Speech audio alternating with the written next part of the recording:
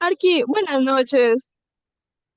Una consulta. Lo que pasa es que antes se tomó lista y yo no estaba pendiente del celular, pero sí estaba en la clase. Sí, no, más bien les pido mil disculpas. Tuve un inconveniente laboral y me tocó atender de forma más bien un poco acelerada las cosas y les pido mil disculpas. Y recién me estoy pudiendo conectar. Les voy a dar una clase más bien rápida. Lastimosamente también por parte de por parte de la Por parte de la coordinación, el día de hoy, en la mañana, me aprobaron la clase de ayer, que era la de recuperación. Entonces, no, esta clase todos van a estar con lista, no se preocupen. Más bien voy a hacer una clase más bien resumida de lo que nos correspondía ayer y de lo que nos corresponde hoy.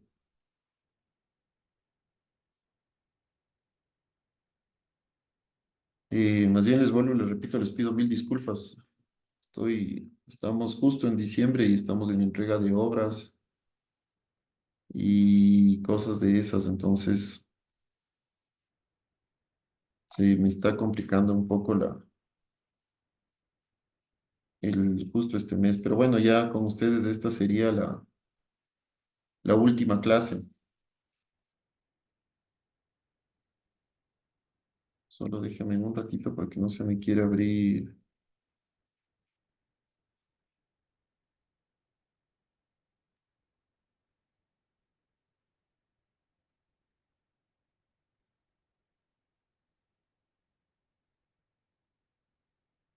la presentación.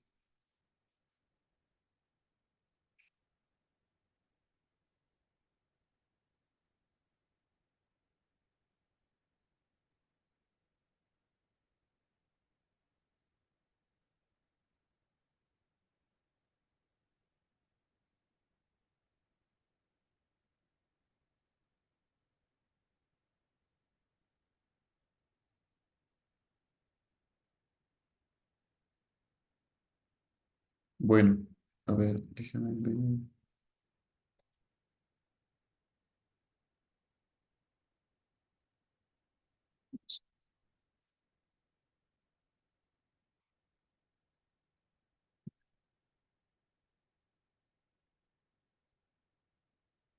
¿Cómo están, chicos? Ahora sí. Bueno, y continuando con lo que estábamos hablando, la última clase, vamos a ver el barroco en América Latina. Eh, Esta clase más bien es, no sé, me confirman si estoy compartiendo si estoy compartiendo la presentación. Chicos, No, aquí no se ve. perdón, no sé por qué no sé.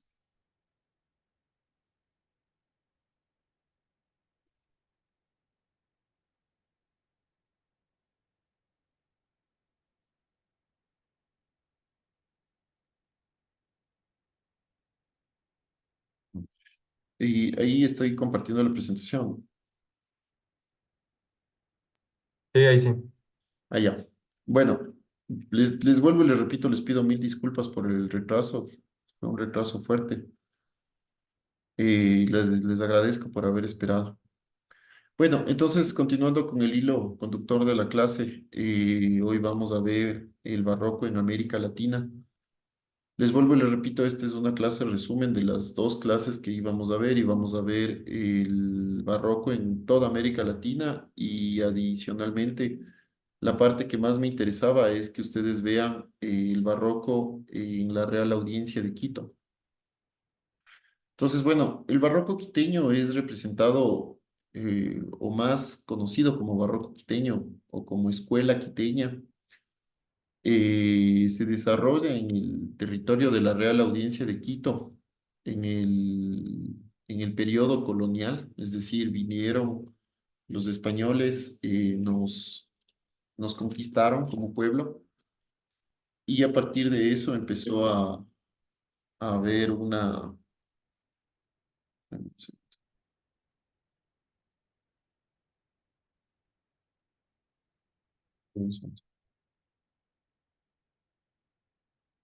Empezó a haber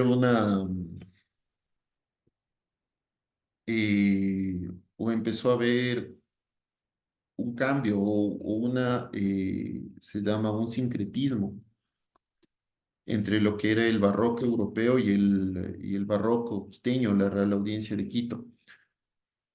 Entonces, por ejemplo, esta es la fachada más sobresaliente del barroco quiteño, que es la iglesia de la Compañía de Jesús.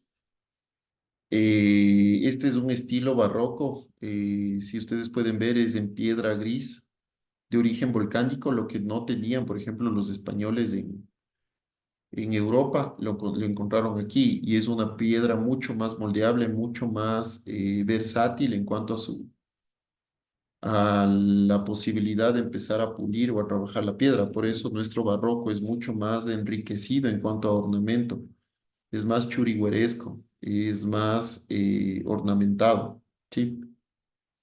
Entonces, la escuela quiteña es como se llamó al conjunto de manifestaciones artísticas y de artistas que se desarrolló en el territorio de la Real Audiencia de Quito. La Real Audiencia de Quito o- era una pequeña, eh, un estado, digamos, que iba desde Pasto a Popayán, desde Pasto en el norte en Colombia, lo que ahora es Colombia, hasta Popayán, que ahora es el Perú. Y se extendía también desde, en el este, se extendía desde el límite o desde el Atlántico, desde el Pacífico y en el oeste hasta el Atlántico. Durante el periodo de la colonia, es decir, durante la dominación española, que inició más o menos en 1542 y duró hasta 1824. También se considera como una forma de producción artística y fue una actividad, una de las actividades más importantes desde el punto de vista económico de la Real Audiencia de Quito. Hay que tomar en cuenta que, por ejemplo, en la Real Audiencia de Quito se empieza a exportar manifestaciones artísticas, pintura, escultura, arquitectura, platería, algunos otros elementos, ¿sí? La escuela quiteña alcanzó su época de mayor esplendor entre los siglos XVII y XVIII, llegando a adquirir un gran prestigio entre las otras colonias americanas. También se considera como una forma de producción y fue una de las actividades más importantes desde el punto de vista económico de la Real Audiencia. Aquí vamos a ver eh, todo lo que marcaba la Real Audiencia de Quito, ¿no? No sé si es que ustedes han escuchado que los mandatarios dicen Ecuador ha sido y será un país amazónico, era porque el Ecuador o la Real Audiencia de Quito venía todo el Amazonas, desde el Atlántico hasta el Pacífico.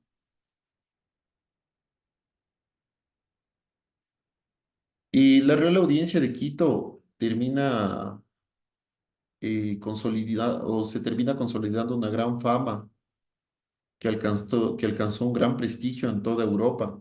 Y Carlos III, que era el rey de España, se refería a la escuela quiteña como una de las más grandes expresiones artísticas que hubo dentro de la historia.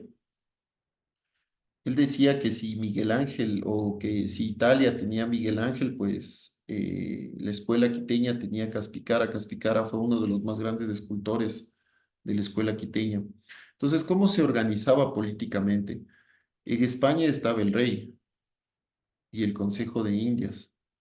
Y en las colonias existía un virrey, una real audiencia, aquí es Quito, no es Lima, y un cabildo, ¿no? Y los corregimientos.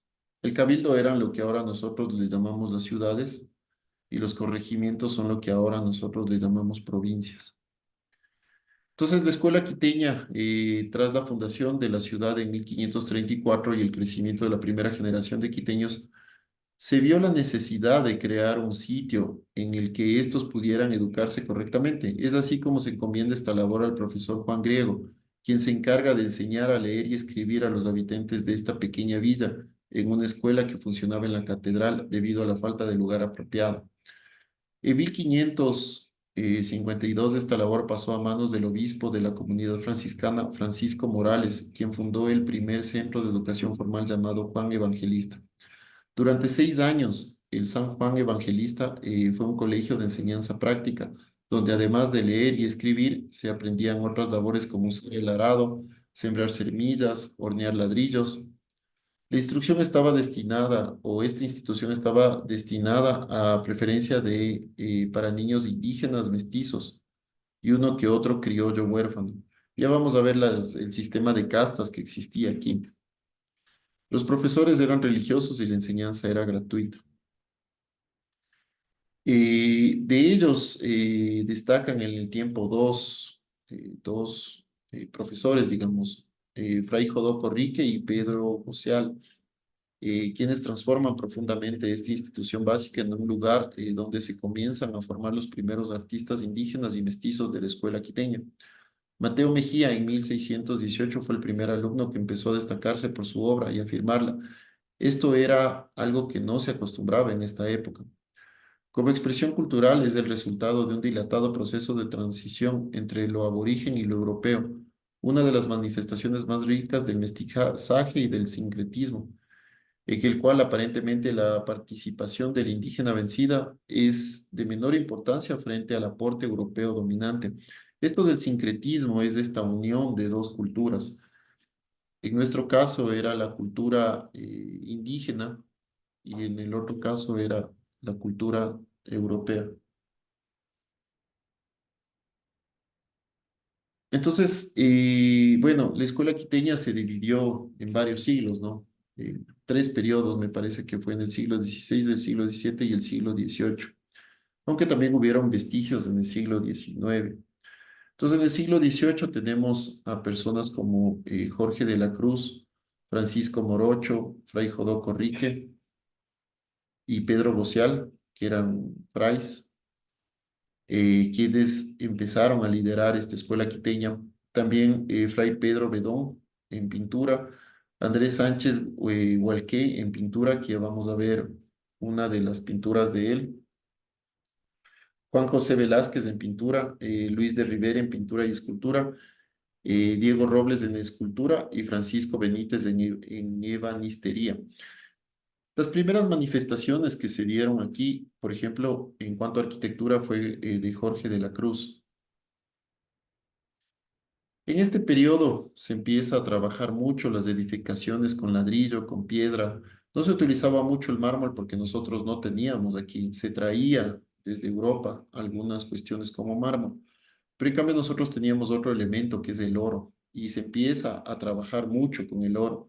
Si es que nosotros vemos las primeras manifestaciones arquitectónicas y esculturales en esta época, vamos a ver que todas tienen, o en su gran mayoría, todas tienen pan de oro, que es una lámina muy finita de oro que le iban moldeando y le iban recubriendo a la madera, ¿no?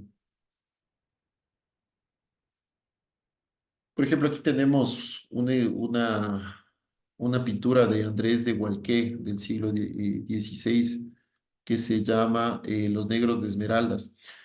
¿Por qué se da esto? Es porque ah, los españoles empiezan a traer afrodescendientes hacia las Américas para que empiecen también a trabajar. Los españoles traen como esclavos a estos afrodescendientes. Hay que entender que estos afrodescendientes en muchas de las ocasiones eran personas muy importantes dentro de sus tribus. Entonces, una de las formas que Andrés de Gualqué lo empieza o empieza a retomar, digamos, esta forma de expresión era haciéndoles vestirse de nobles y a través de esto también él pintaba, ¿no? Fray Jodoco Rique fue quien empezó esta escuela. Fray Jodoco Rique era un erudito religioso, pintor, artista. Él era de origen flamenco y funda esta escuela quiteña y construye el convento de San Francisco, o la primera etapa del convento de San Francisco, que es una de las mayores expresiones de la arquitectura colonial. El convento de San Francisco empieza a ser el epicentro, digamos, de toda esta escuela quiteña. Por eso es que en el convento, en el Museo de San Francisco, están las mayores o las mejores expresiones de esta arquitectura barroca. Y Fray Jodoco Rique también es quien trae los primeros trigos y empieza a cultivar la cebada y a través de eso empieza a generar las primeras cervecerías nacionales. La segunda etapa es, o se le denomina el siglo XVII, donde tenemos, por ejemplo, a Fray Antonio Rodríguez en arquitectura, los hermanos Marco, el hermano Marcos Guerra en arquitectura y escultura, el padre Carlos en escultura, José Olmos Pampite, que también es, Pampite es, él hizo el Cristo crucificado en San Agustín, que fue uno de los mayores o más grandes escultores, Hernando de la Cruz en pintura, Miguel de Santiago en pintura, Isabel de Santiago en pintura, y Nicolás Javier Goribar. Por ejemplo, de Miguel de Santiago, podemos decir que Miguel de Santiago fue uno de también de los más grandes exponentes en pintura. Miguel de Santiago era o fue una persona de origen indígena y que fue adoptado por un fray. Al morir sus padres, él queda a cargo de sus abuelitos y sus abuelitos trabajaban para un fray reconocido, que no era un obispo, no me acuerdo el nombre, de apellido de Santiago, y él adopta a Miguel de Santiago y le enseña las técnicas de pintura. Y entonces él aprende y él hace, por ejemplo, la Virgen Alada de Miguel de Santiago, que fue una de las formas o de las primeras vírgenes que se tomaron en cuenta como para poder hacer el panecillo, por ejemplo. Miguel de Santiago tuvo una hija llamada Isabel de Santiago, quien le heredó todo su taller y y todo su conocimiento. Isabel de Santiago tenía una mayor expresión que Miguel de Santiago, era mucho más detallista, digamos, en cuanto a valores artísticos, a uso de colorimetría, a uso de otras técnicas. Pero a Isabel de Santiago, como anécdota, le fue negado el examen para certificarse como pintora profesional, lo que no, o lo que hizo por ser mujer, ¿no? Pero lo que hizo es que ella empiece a vender sus cuadros a través de seudónimos o a través de un estilo de mercado negro. Isabel de Santiago fue una de las más grandes o reconocidas artistas dentro de esta sociedad quiteña. Era muy admirable por su delicadeza y estilo. Eh, Ella tiene algunos cuadros pintados dentro de iglesias importantes.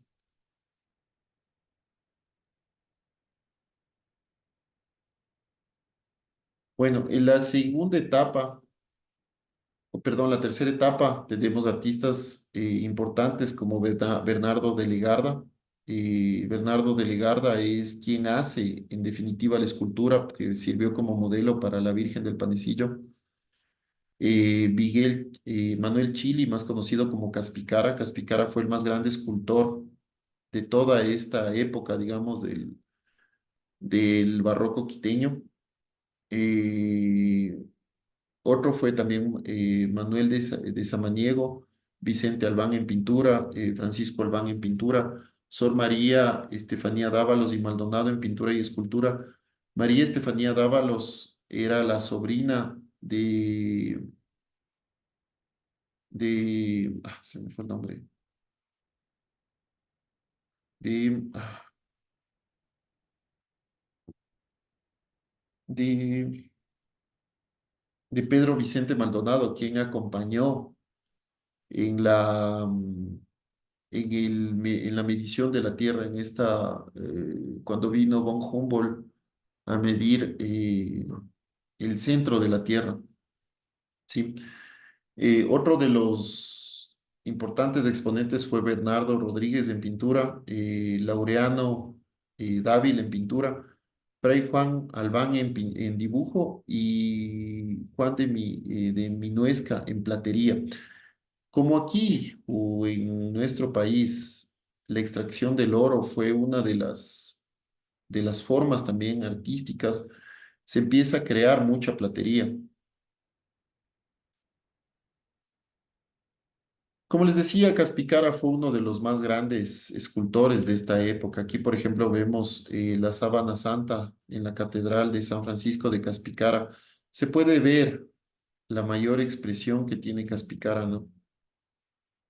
Se denota el dolor del Cristo que es recién bajado de la cruz, de su Madre María, que llora e implora al cielo. Eh, entonces, por ejemplo, las facciones el detalle que llegó Caspicara, al nivel de detalle que llegó Caspicara, no lo, no lo tenían otros escultores. Caspicara, o le llamaban Caspicara a Manuel Chili. Manuel Chili era un indígena. eh, Caspi cara es cara de palo. Caspi es palo o madera y cara es rostro, ¿no? Entonces, no sé si lo llamaban de forma despectiva, como un seudónimo no tan agradable, pero me imagino que lo decían como cara de palo, cara de madera. Era sobre todo por su rostro cobrizo, su piel tersa, como madera tallada, ¿no? O por lo que él hacía. No hay imágenes de Caspicara o retratos de Caspicara a la fecha, pero o cómo él trataba a la madera, ¿no?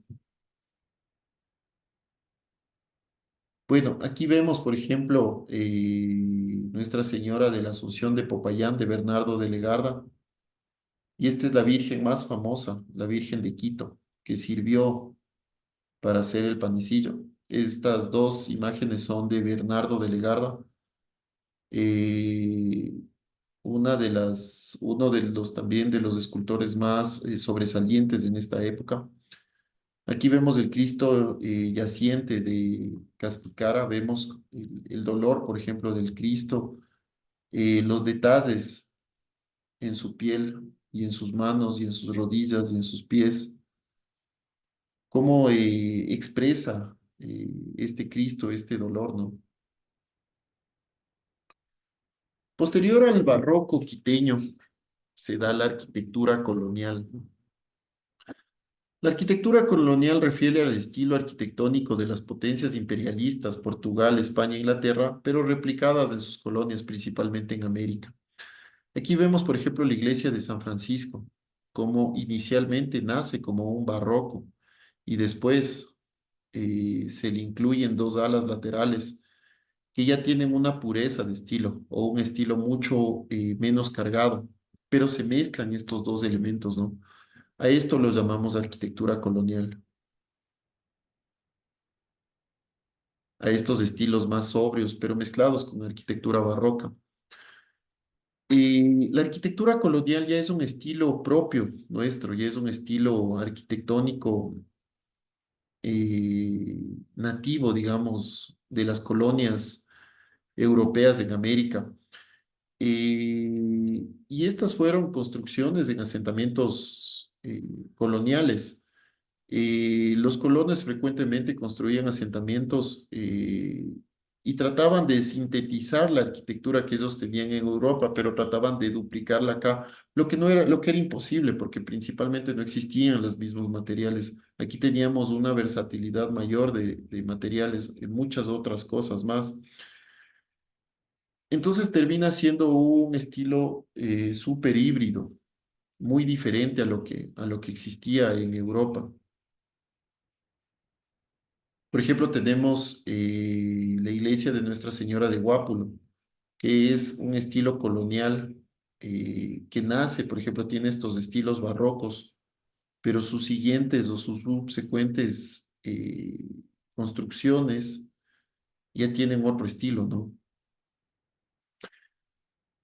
Y la iglesia de Nuestra Señora de Guápulo eh, se encuentra en Quito, en la bajada hacia Guápulo, hacia Cumbayá, y que muestra un estilo de escultura bastante diferente. Creo que fue el primer santuario mariano que existió en el Ecuador y termina siendo un ejemplo como para la demás arquitectura que se va dando, ¿no? Aquí vamos a ver, por ejemplo, Nuestra Señora de Guápulo al interior,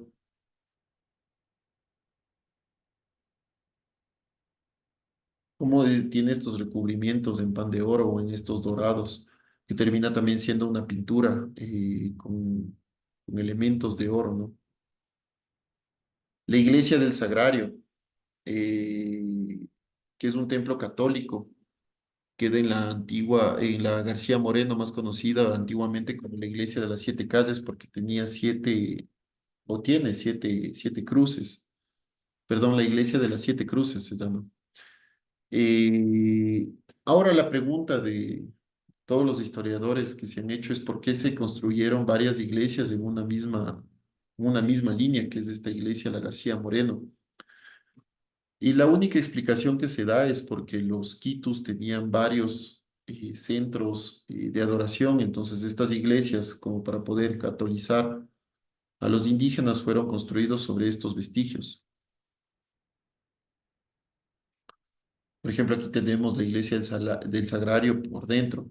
Entonces, por ejemplo, estos elementos son estilos mudejares, lo que les hablaba del Islam.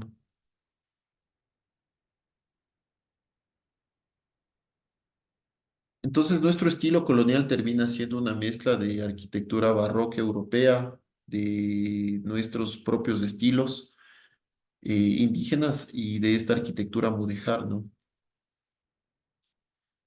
Esta es la iglesia más importante, considero, dentro del barroco ecuatoriano, que es la iglesia de la Compañía o la iglesia de la Compañía de Jesús, o simplemente como la iglesia de la Compañía, que está ubicada también en la García Moreno, y representa el templo mayor de todo esta línea de iglesias, sobre todo por la conservación del estilo barroco que se dio, ¿no? Sin embargo, al interior ya se mezcla también estos nuevos estilos y termina siendo también una mezcla entre estilo barroco y arquitectura colonial. Esta es la iglesia de la Merced, igual, elementos muy barrocos. Lo que les decía, que existían varias cúpulas, lo que los españoles no lo hacían. Y el color blanco también significa en todas estas iglesias la pureza de esta arquitectura, de la arquitectura colonial. Esta es la Basílica de Nuestra Señora de la Merced.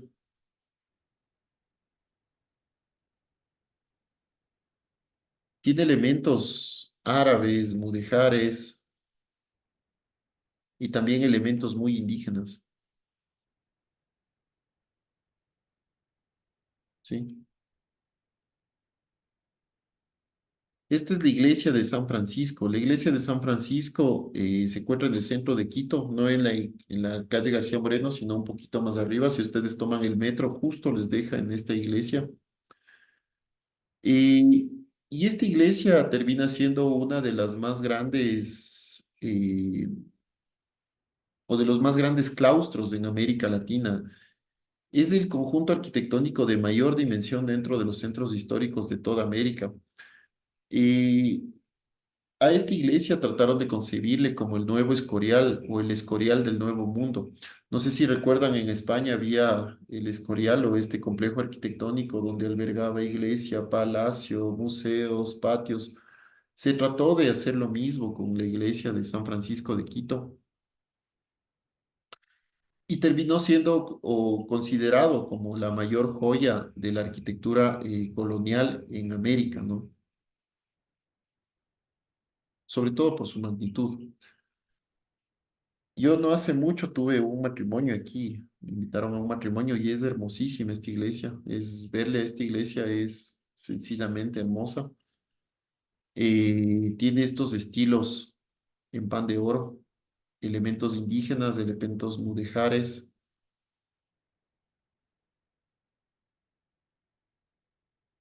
Otra de las iglesias es la iglesia de Santo Domingo, que es un templo católico, también un poquito más abajo de la iglesia de García Moreno, de la calle García Moreno. Y en algunos grabados de esta iglesia se ve con una segunda torre, pero lo que les decía, los españoles no contaban con que en América habían los sismos. Y igual en San Francisco se habla que existía o un tercer cuerpo, que existen algunos grabados, pero igual por los sismos que han existido aquí, pues se fueron perdiendo. De hecho, tengo un grabado, me parece, en San Francisco, con este tercer cuerpo. No sé si lo notan aquí.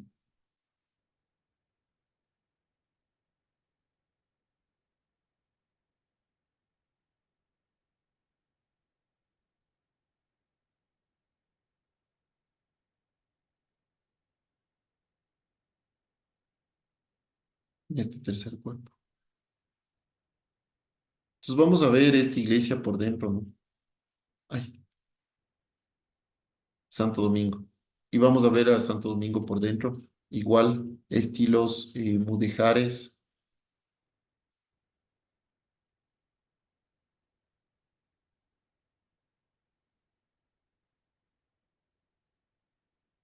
Sí.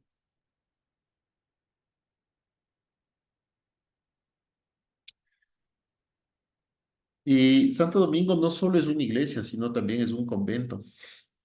Aquí en el lateral, es de los dominicos. Bueno, los dominicos posteriormente me parece que fueron expulsados, se le entregó a otra orden y termina siendo este también después restituido a los dominicos, pero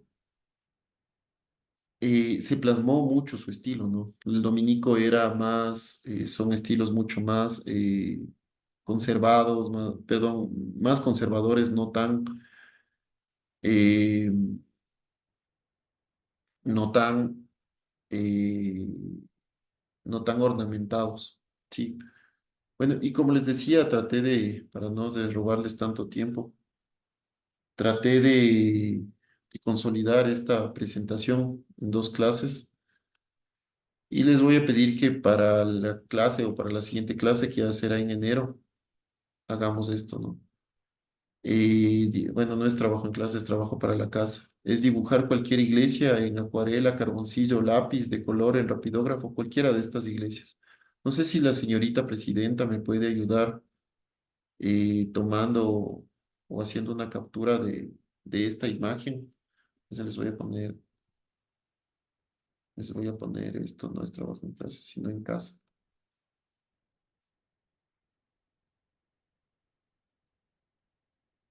Sí. No sé si señorita presidenta me ayuda tomando esta imagen, por favor, y les envía a sus compañeros. Es para que hagan el deber. Eso es, chicos.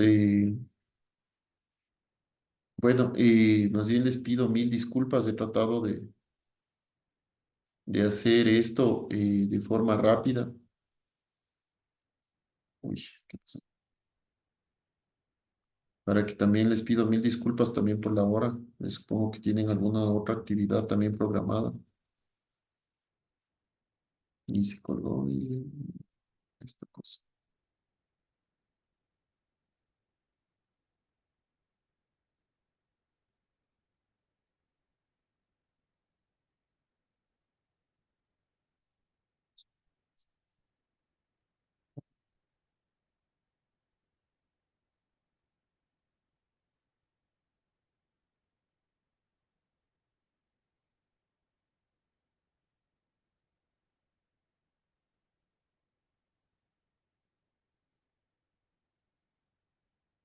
Sí.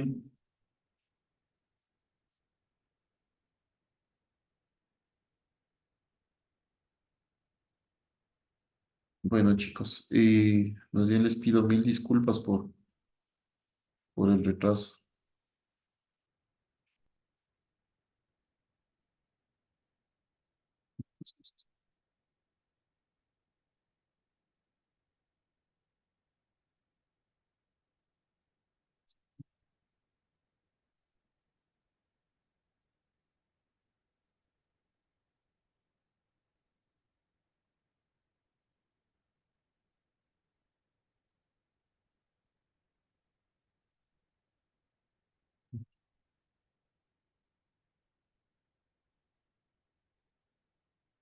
Ya. No sé si señorita presidenta me ayuda por favor tomando una captura de esta diapositiva para que les comparta con sus compañeros y recuerden que en enero tenemos que presentar esto, por favor. Señorita presidenta, ¿está ahí?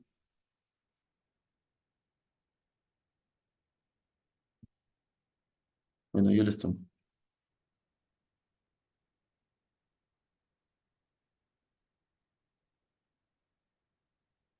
para que lo recuerden, ¿sí? Eso es, chicos, más bien les agradezco, les pido mil disculpas por el retraso. Y eso, sí, te escucho. Una consulta. ¿Son dibujar todas esas iglesias o una No, de todas esas? solo una, la que ustedes escojan. Listo. Sí, solo una. Eso es, chicos, les mando un abrazo, cuídense mucho, feliz noche. Gracias, Chao.